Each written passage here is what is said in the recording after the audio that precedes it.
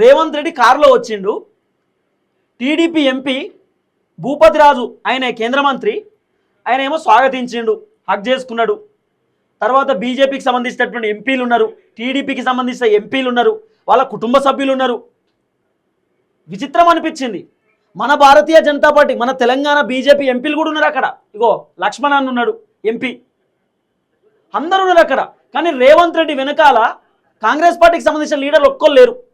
Congress party మంత్రో ఎంపీయో MLC ఎవ్వరు లేరు. కానీ రేవంత్ అన్న ఒంటరిగా మాత్రం ఆ మీటింగ్ పోయిండు. ఇగో సీఎం రమేష్ ఉన్నాడు.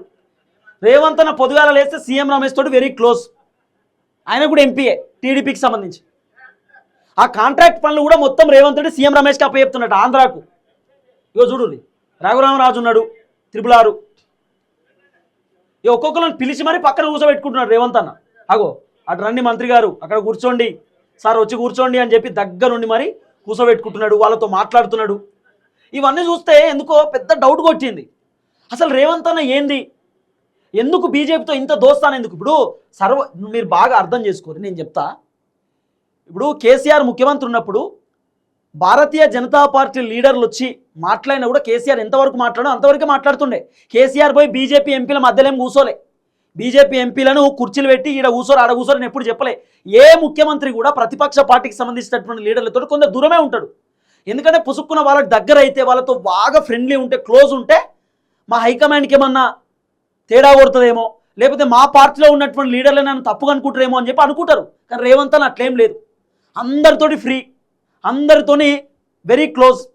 ఎవరికైనా డౌట్ వస్తుంది కదా, కాంగ్రెస్లో కూడా చాలామంది డౌట్ వస్తుందట.